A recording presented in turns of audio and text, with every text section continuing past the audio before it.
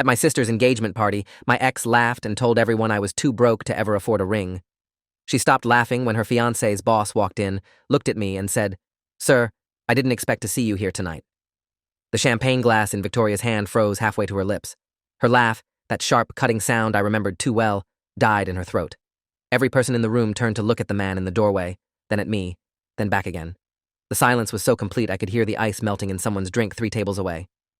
Richard Ashford stood in the entrance to my sister's backyard garden party, looking exactly like he always did. Impeccable gray suit, salt and pepper hair perfectly styled, the kind of presence that commanded attention without trying.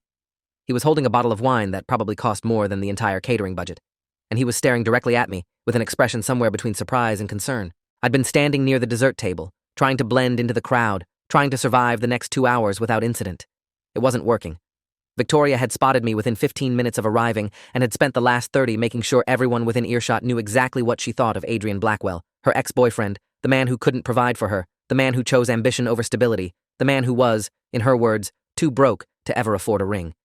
She'd said it loud enough for my sister Clare to hear. Loud enough for Clare's fiancé Oliver to hear. Loud enough for her own fiancé Garrett to shift uncomfortably and try to change the subject. But Victoria was on a roll, and when Victoria wanted to make a point, she made it with a sledgehammer. I'd met Victoria 4 years ago at a networking event in downtown Seattle. She worked in marketing for a mid-sized firm. I was in the early stages of building my first company. She was beautiful, confident, ambitious in that carefully curated way where she wanted success but expected someone else to provide it. We dated for 2 years. The first year was good, exciting even. Late nights talking about the future, weekend trips to the San Juan Islands, the kind of romance that feels inevitable until it isn't. The second year was a slow-motion car crash. She wanted a ring, a house in Queen Anne, a BMW, vacations in Europe. I wanted to build something that mattered. I was working 16-hour days, sleeping in my office, pouring every dollar I had into a software platform that I believed would revolutionize data analytics for mid-market companies. She thought I was delusional. The breakup happened on a Sunday evening in March 2 years ago. We were supposed to have dinner at her favorite restaurant, the expensive one with the tasting menu and the sommelier who remembered her preferences. I canceled because I had a pitch meeting the next morning with potential investors, the meeting that would determine whether my company survived or died. She told me I needed to grow up, get a real job, stop playing entrepreneur with money I didn't have. I told her I couldn't be with someone who didn't believe in me. She laughed, the same laugh I'd just heard across the garden party, and said, "Believe in you? Adrian, you're 31 years old and you can't even afford to take me to dinner. What exactly am I supposed to believe in?" That was the last conversation we had. Until tonight. My sister Claire's engagement party was supposed to be a small, intimate gathering. 50 people, she'd said. Close friends and family. When she invited me 3 weeks ago, I'd asked if Victoria was on the guest list. Claire had hesitated, then explained that Oliver's family and Victoria's family had been friends for years, that Victoria and Garrett were engaged themselves, that it would be awkward not to invite them. I could have said no. I could have made up an excuse about work, travel, anything.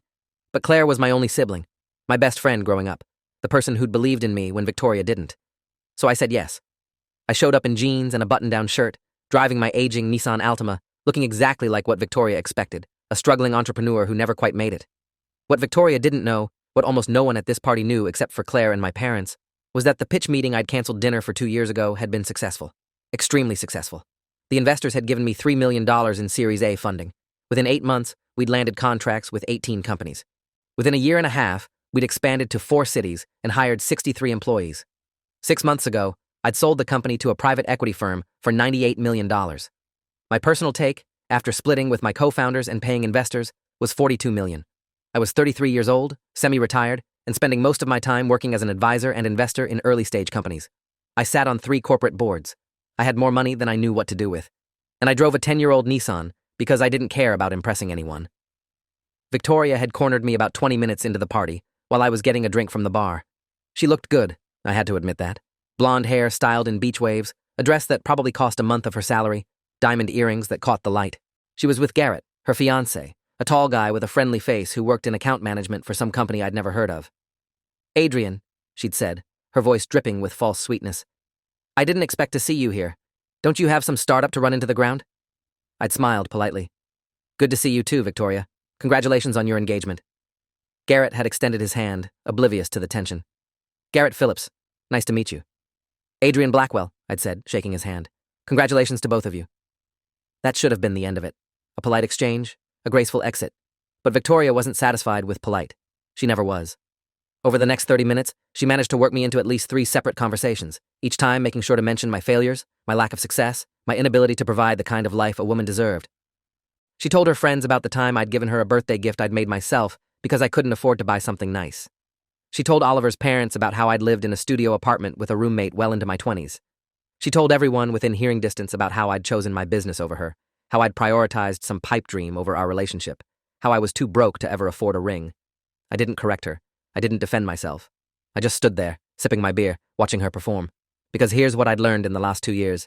When someone is determined to misunderstand you, no amount of explanation will change their mind.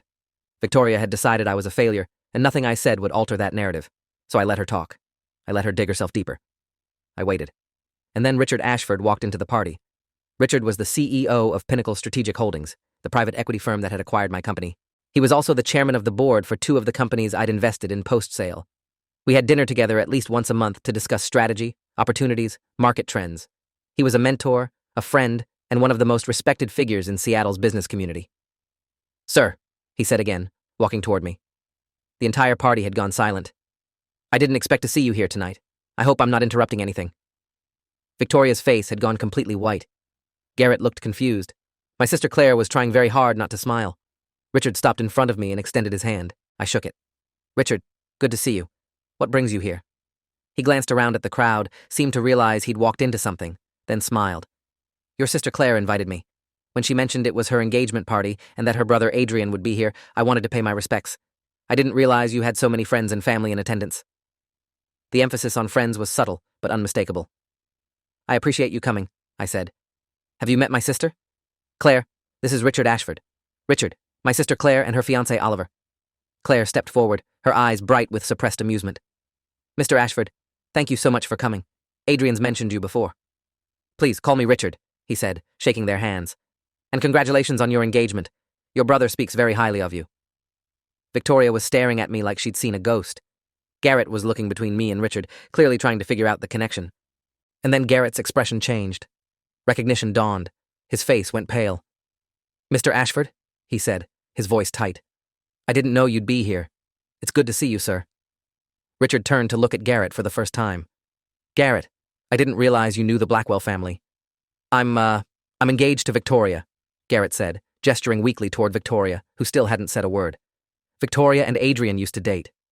Richard's eyebrows rose slightly. He looked at me, then at Victoria, then back at Garrett. "I see. Well, small world." The silence was excruciating. Finally, Victoria found her voice. "How do you two know each other?" she asked, looking at me and Richard. Richard seemed surprised by the question. "Adrian didn't tell you? He's one of my most successful portfolio founders. He sold his company to Pinnacle 6 months ago. We work together quite frequently." The champagne glass in Victoria's hand trembled. "Sold his company," she repeated slowly. "For how much?" I opened my mouth to deflect, but Richard answered before I could. "The acquisition was for $98 million. Adrian's personal stake was substantial.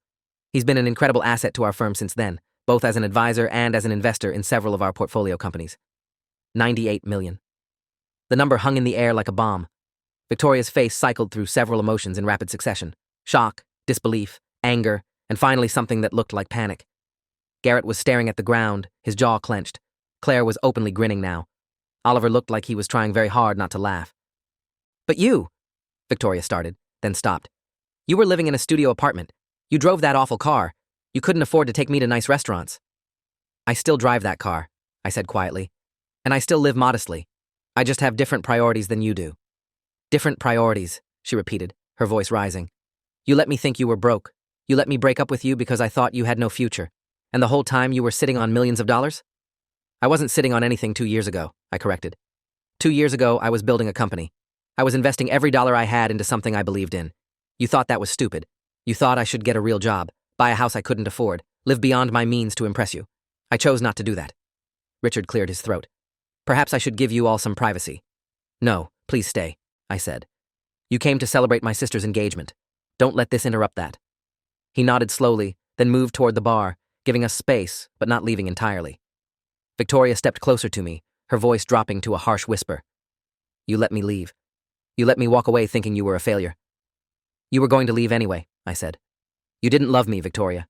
You loved the idea of what I could provide. When I couldn't give you the lifestyle you wanted on your timeline, you bailed. If I'd told you about the company's potential, Would it have changed anything? Or would you have just stuck around long enough to cash in?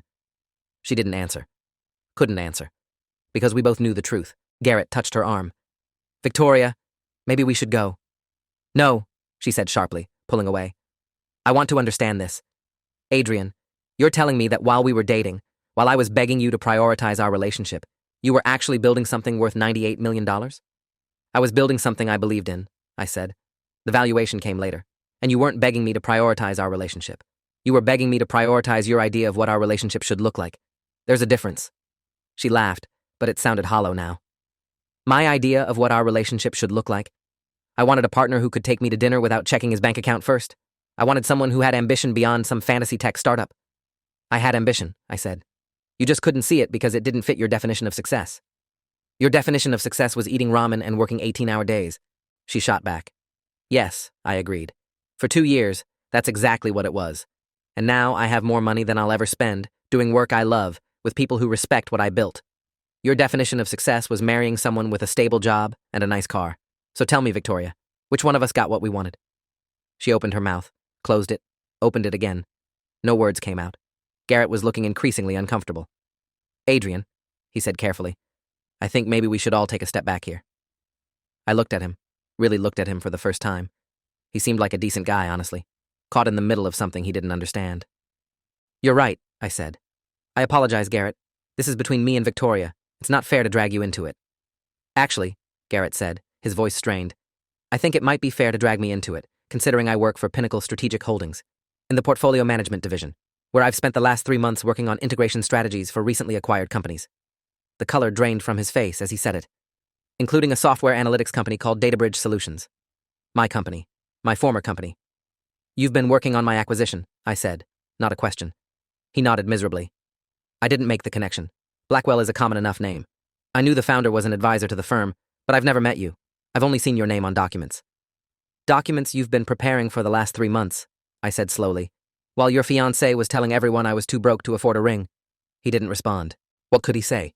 Victoria's face had gone from white to red to white again. This is insane, she whispered. This can't be happening. What can't be happening? I asked. The fact that I succeeded?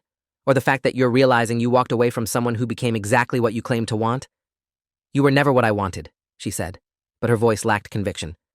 What I wanted was someone who valued me enough to give me security. You chose your company over me. I chose my dreams over your demands, I corrected. There's a difference. And honestly, Victoria, looking at you now, I'm grateful you left. Because if you'd stayed, if I'd given in to what you wanted, I never would have built what I built. I would have taken some corporate job I hated, bought a house I couldn't afford, and spent the rest of my life wondering what could have been. Richard had been watching from the bar, and now he approached again. Adrian, I apologize for the intrusion. I didn't realize my presence would cause such a disruption. It's not your fault, I said. You didn't know you were walking into an ambush. An ambush? Victoria's voice shot up an octave. You're the one who's been lying about who you are. I haven't lied about anything, I said calmly. I just don't advertise my bank account to people who wouldn't have cared about me when it was empty. Richard looked at Victoria, his expression unreadable. Ms. Langley, is it? She nodded, speechless. I feel compelled to point out that Adrian is one of the most brilliant entrepreneurs I've had the privilege of working with. He built Databridge from nothing. He bootstrapped it for 18 months before taking any outside funding. He worked without salary for the first 2 years to keep the company afloat. What he accomplished was extraordinary, and he did it with integrity, intelligence, and an incredible work ethic. If you couldn't see that in him 2 years ago, that's unfortunate, but don't mistake his humility for dishonesty. The rebuke was polite, but devastating. Victoria looked like she wanted to disappear into the ground. Garrett was staring at his shoes. My sister Clare chose that moment to intervene. Why don't we all get some food? She suggested brightly. The caterers just brought out the main course. People began moving toward the buffet tables, grateful for an excuse to escape the tension. Richard touched my arm. Walk with me for a moment? We moved toward the edge of the garden, away from the crowd. I'm sorry, he said once we were alone. I had no idea I'd be walking into that situation. Your sister invited me last week, mentioned it was her engagement party. I thought it would be a nice gesture to attend. I didn't realize your ex-girlfriend would be here, or that she had such a, shall we say, inaccurate understanding of your circumstances. It's fine, I said. Actually, it's better than fine. I've been standing here for the last hour listening to her tell everyone what a failure I am. Having you walk in and contradict that narrative was more satisfying than I want to admit. He smiled slightly. I noticed you didn't correct her yourself. Would you have believed me if I had? I asked. Or would I have just sounded defensive? Sometimes the best response to someone's narrative is to let them commit to it fully before revealing the truth. That's a rather strategic approach to a personal situation, Richard observed. I learned from the best, I said, nodding toward him. He laughed. Well, for what it's worth, I think you handled it with remarkable grace. Though I have to ask, what's Garrett's situation? He clearly had no idea who you were, despite working on your acquisition files for 3 months. Different divisions, I explained. He's in portfolio management, integration side. I work mostly with you and the executive team on strategy. Our paths wouldn't have crossed. Still, he should have recognized your name. Blackwell is common, and honestly, I prefer to keep a low profile. The fewer people who know about the sale, the better. I don't want to be treated differently. You're one of the only people I know who sold a company for nearly $100 million and still drives a 10-year-old car, Richard said, shaking his head. What's your secret? No secret. I just don't confuse net worth with self-worth. We talked for a few more minutes about upcoming board meetings, potential investments, the usual business discussions. Then Richard excused himself to congratulate Clare properly, and I was left alone at the edge of the garden, watching the party continue without me. Victoria found me there 20 minutes later. She approached slowly, like she was walking through a minefield. Can we talk? She asked. We are talking. Privately. I gestured to the empty corner of the garden. This is as private as it gets.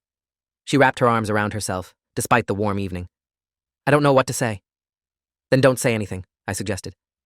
I made a mistake, she said quietly. 2 years ago. I made a mistake leaving you. No, you didn't, I said, and I meant it. You left because we wanted different things. That wasn't a mistake. That was honesty. But if I'd stayed, if I'd believed in you, then you would have stayed for the wrong reasons, I interrupted. Victoria, be honest.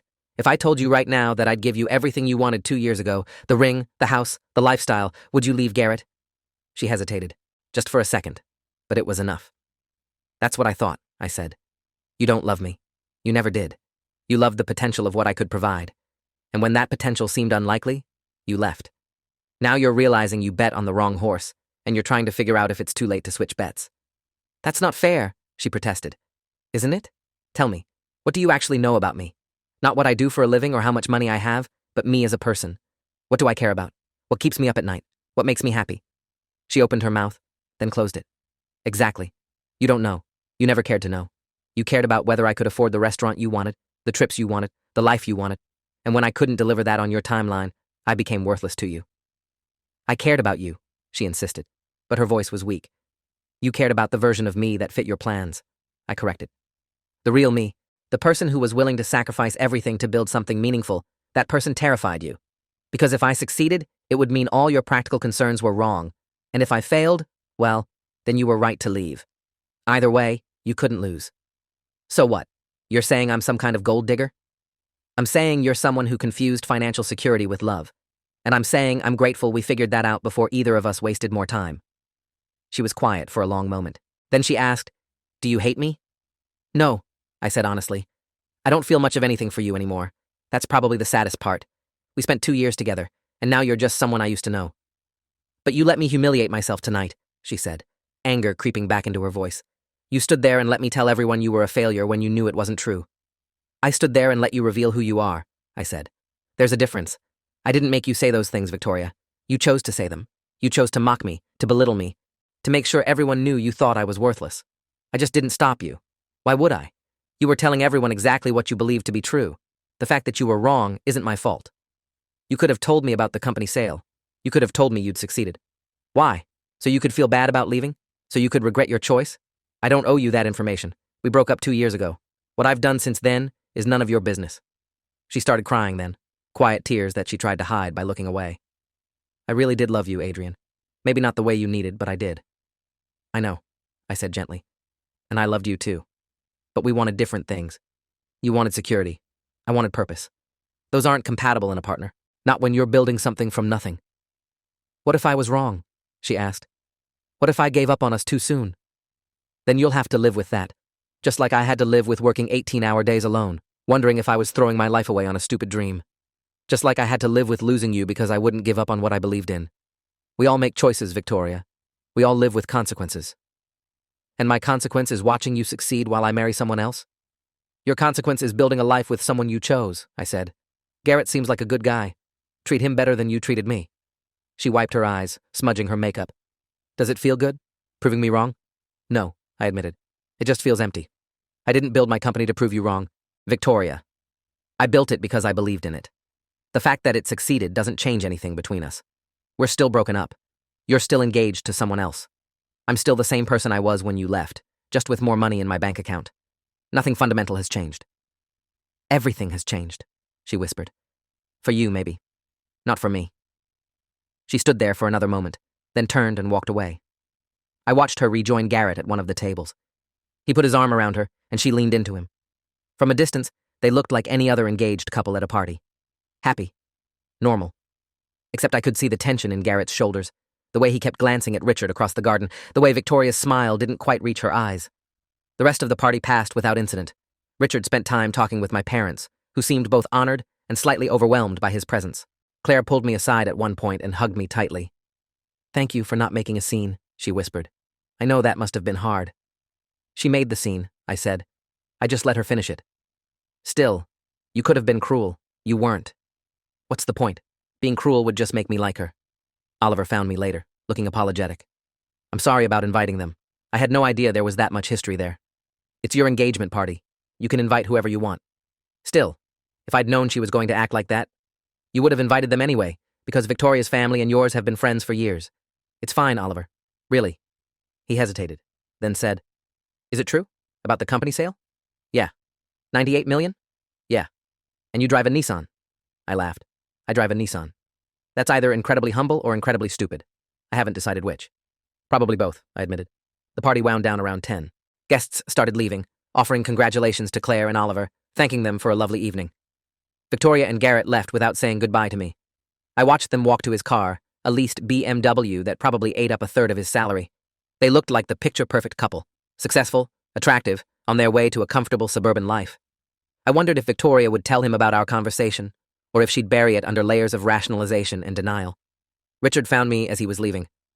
"Take care of yourself, Adrian, and don't let people like that diminish what you've accomplished." "I won't." "Good. Oh, and one more thing." He pulled out his phone, typed something quickly, then showed me the screen. It was an email to his executive assistant. "Schedule Adrian Blackwell for next board meeting. Full presentation on Q4 investment opportunities. Garrett Phillips to attend as note-taker." He looked at me with a slight smile. "I figure Garrett should get to know the person whose files he's been working on. Don't you think?" I couldn't help but smile back. That's ruthless. That's business. See you next week. He left, and I helped Claire and Oliver clean up. My parents had already gone home, leaving the three of us to pack up decorations, stack chairs, dispose of trash. We worked in comfortable silence for a while. Then Claire said, "You know, when I invited Richard, I was hoping he'd show up. I thought it might be good for Victoria to see that you'd made something of yourself." "You set this up?" I asked, surprised. "Not exactly. I genuinely did want Richard to come celebrate with us. But I may have mentioned to him that some of your old friends would be there, including an ex who'd never understood what you were building.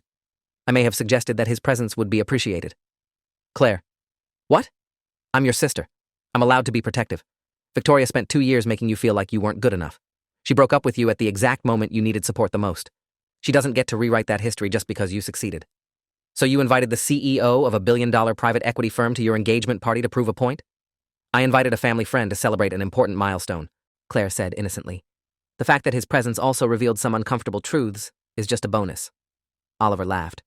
"I love you, but you're terrifying." "I prefer strategically thoughtful," Claire said.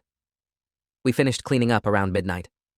I hugged my sister goodbye, congratulated Oliver again, and drove home in my aging Nissan, windows down, radio off, thinking about the evening.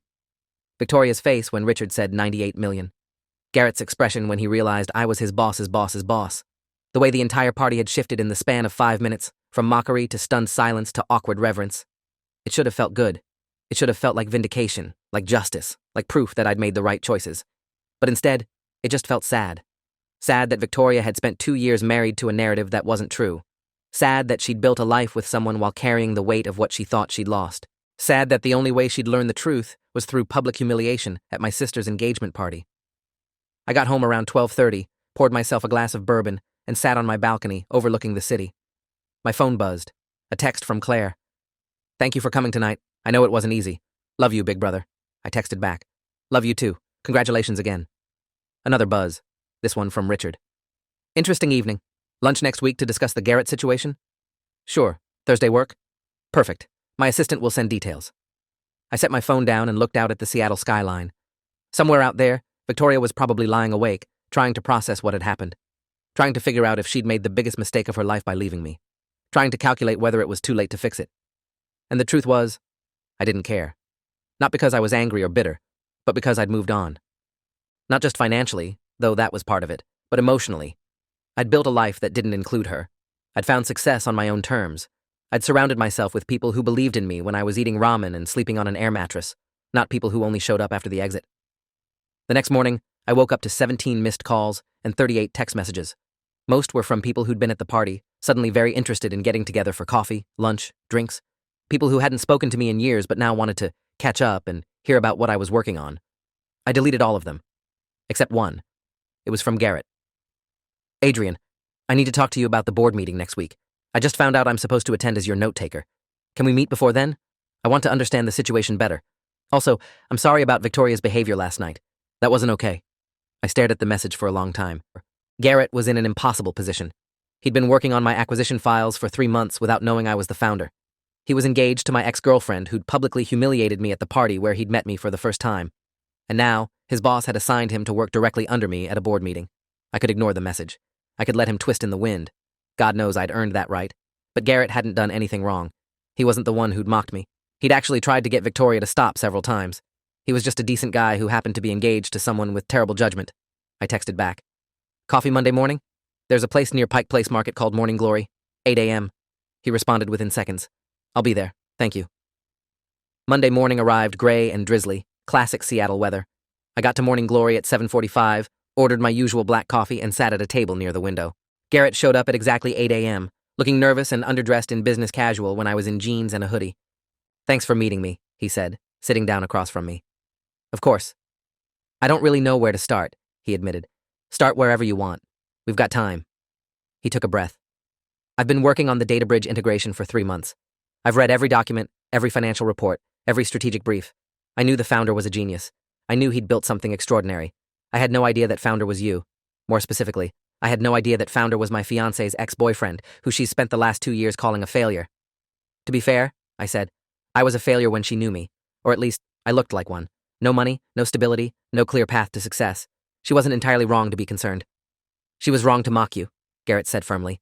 At the party, before Richard showed up, she was cruel. I should have stopped her earlier. I'm sorry I didn't. Why didn't you? He looked uncomfortable. Honestly? Because she's been weird about you for months. Every time your name comes up, she gets defensive. She insists you were a loser, that leaving you was the best decision she ever made. I thought if I let her get it out of her system, maybe she'd finally let go. I didn't realize she was trying to convince herself as much as everyone else. Did it work? No. If anything, seeing you again made it worse. She barely slept Saturday night. She kept asking me questions about your company, your sale, your current role at Pinnacle. I finally told her to stop, that it didn't matter, that we were building our own life together. Good answer, I said. Is it though? Because I can't stop thinking about the fact that my fiancé is obsessed with her ex-boyfriend. The ex-boyfriend who happens to be one of the most successful entrepreneurs in the Pacific Northwest. The ex-boyfriend I now have to work with. You don't have to work with me, I said. You could ask for a different assignment. And look like I can't handle it? No. I'm good at my job, Adrian. I earned my position at Pinnacle. I'm not going to let my personal life compromise my professional reputation. Then what do you want from me? He was quiet for a moment. I want to know if Victoria still has feelings for you. The question hung between us like a grenade. Why are you asking me? I said finally. Because you know her better than I do. You dated her for 2 years. You understand how she thinks, what motivates her. I've been with her for 6 months, and I still feel like I don't really know her. 6 months and you're already engaged? Her timeline, Garrett admitted.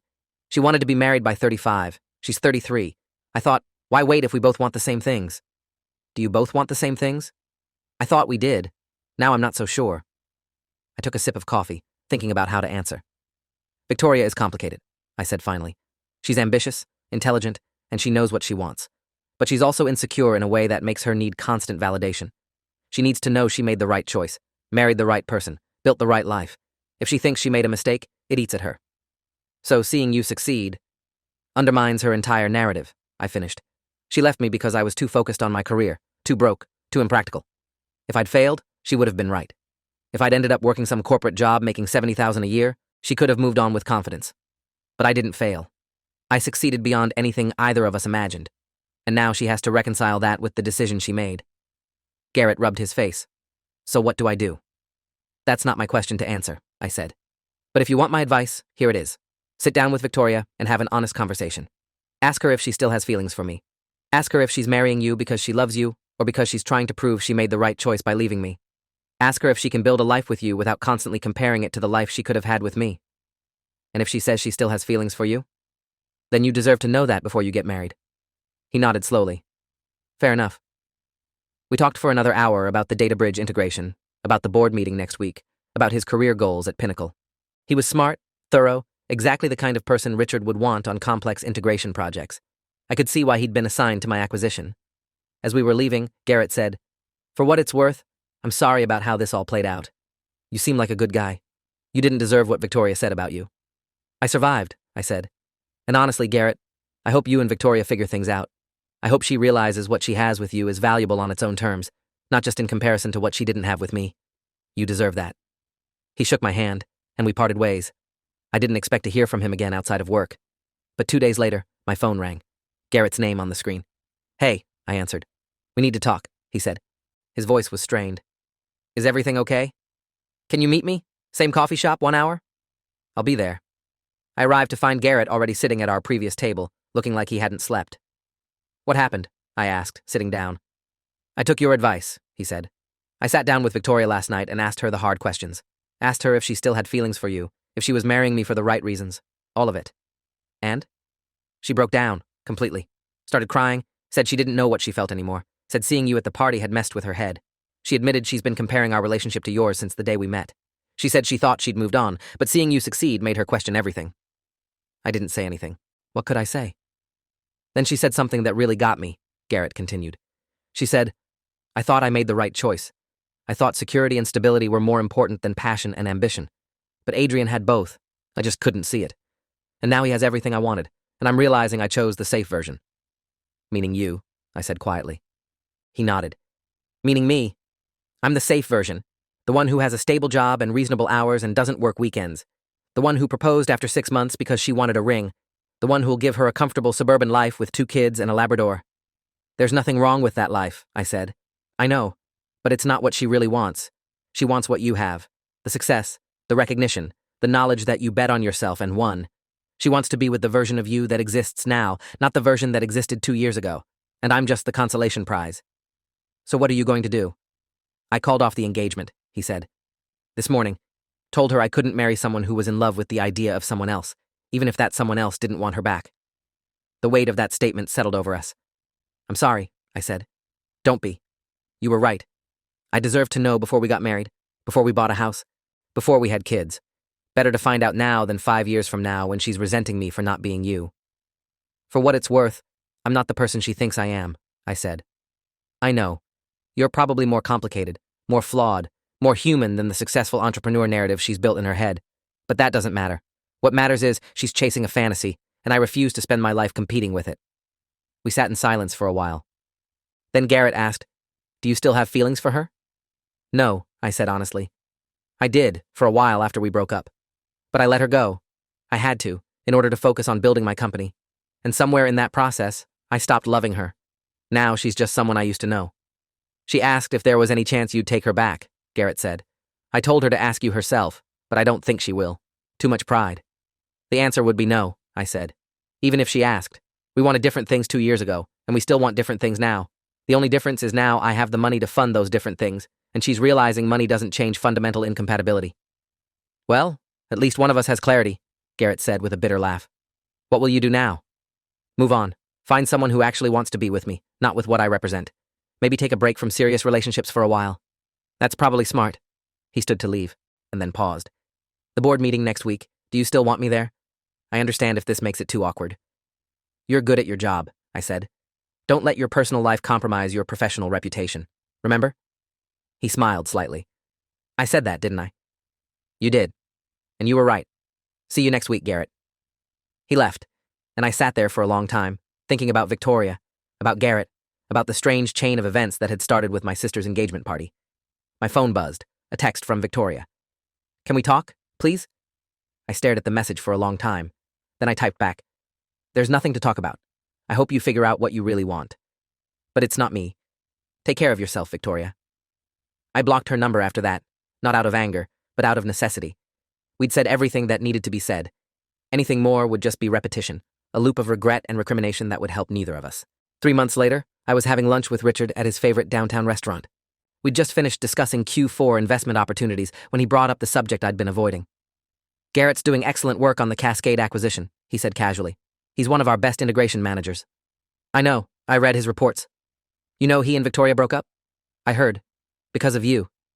I set down my fork. Not because of me, because of her inability to move on. Semantics, Richard said with a slight smile. Either way, you're at the center of it. What's your point? My point is that you handled a complicated situation with remarkable grace. You could have been vindictive. You could have used your position to make things difficult for Garrett. Instead, you treated him professionally and gave him honest advice that probably saved him from a bad marriage. I didn't do it for credit, I said. I know. That's why I'm giving you credit anyway. You're a good person, Adrian. That's rare in this business. I try. Do more than try. I'm retiring in 18 months. The board is already discussing succession. Your name keeps coming up. I looked at him, surprised. I'm 33 years old. And you've accomplished more in 5 years than most people accomplish in a lifetime. You built a company from nothing and sold it for $98 million. You've successfully advised 3 portfolio companies to exits. You have the respect of every board you sit on. Age is irrelevant when you have that kind of track record. I'll think about it, I said. Do. And while you're thinking, maybe consider that success isn't just about money or titles. It's about building something that matters, surrounding yourself with people who challenge you, and staying true to your values even when it's difficult. You've done all 3. That's what leadership looks like. 6 months after my sister's engagement party, Claire got married. The wedding was beautiful, intimate, exactly what she wanted. I stood up as her man of honor, gave a speech about how she'd always believed in me even when I didn't believe in myself, and watched her marry a man who clearly adored her. Victoria wasn't there. Neither was Garrett. They'd both moved on with their lives, separately. I heard through mutual friends that Victoria had transferred to her company's Austin office, a fresh start somewhere she didn't have to face reminders of her choices. Garrett had been promoted to senior integration manager at Pinnacle and was dating someone from the legal department. As for me, I was still driving my aging Nissan, still living modestly, still investing in companies that excited me. I'd started mentoring young entrepreneurs, the ones who were eating ramen and sleeping on air mattresses and pouring everything they had into dreams that might fail. I knew what that felt like. I wanted to help them succeed. Richard's retirement party was exactly 18 months after my sister's engagement party. The board had officially named me as his successor, Chief Executive Officer of Pinnacle Strategic Holdings. At 34, I was the youngest CEO in the firm's history. My parents came to the announcement event. My mother cried. My father shook my hand and said he was proud of me. Claire hugged me and whispered, "See? I told you that you'd amount to something." I thought about Victoria, wondered if she'd heard the news, wondered if she regretted her choices. Then I realized I didn't care. Not because I was bitter, but because her opinion had stopped mattering somewhere between the engagement party revelation and the moment I'd blocked her number. She'd been right about one thing. I had chosen my company over our relationship, and I'd do it again in a heartbeat. Because the company became a career, became a life I was proud of. A life built on my own terms, with people who believed in me when I had nothing to offer but potential and determination. That evening, after the celebration, after the speeches and toasts and congratulations, I drove home in my Nissan. I thought about buying something nicer, a Tesla maybe, or one of those electric Porsches that Richard kept trying to convince me to get. But the Nissan still ran fine. It got me where I needed to go. And every time I sat in it, I remembered the person I'd been when I bought it. 23 years old, fresh out of college, full of ideas and ambition, and absolutely no clue how to execute any of it. That person deserved to be remembered. That person had built everything I had now. So I kept the car. And when people asked why someone with my net worth drove a decade-old Nissan with a cracked windshield and a radio that only worked half the time, I told them the truth. It reminded me that success isn't about what you have. It's about what you build, who you become, and whether you stay true to yourself when everyone else tells you you're wrong. Victoria taught me that lesson, even if she didn't mean to. She showed me that some people will only value you when you meet their definition of success. That some people will love the idea of you without ever knowing the reality of you. That you can't build a life with someone who sees you as a project to fix, rather than a person to support. I was grateful for that lesson. Grateful for the breakup that had felt like the end of the world at the time, but turned out to be the beginning of everything. Grateful that she'd walked away when she did, before I'd compromised my dreams to fit her timeline. And yes, grateful even for the engagement party. For the moment when Richard Ashford walked in and called me "Sir" in front of everyone who doubted me. Not because it felt good to prove them wrong, although that was a small part of it, but because it was the final closing of a chapter I'd been carrying around for 2 years. That night, sitting on my balcony with a glass of bourbon, watching the Seattle skyline light up in the darkness, I thought about what Richard had said about success. about how it wasn't just money or titles, but about building something that mattered. I'd built a company. I'd built a career. I'd built a reputation. But more than that, I'd built a life. A life where I woke up excited about the work I was doing. A life where I was surrounded by people who challenged me to be better. A life where I didn't have to pretend to be anyone other than who I was. That was success. That was enough. The rest was just noise. Thanks for watching till the end. Make sure to subscribe and like to not miss the next story.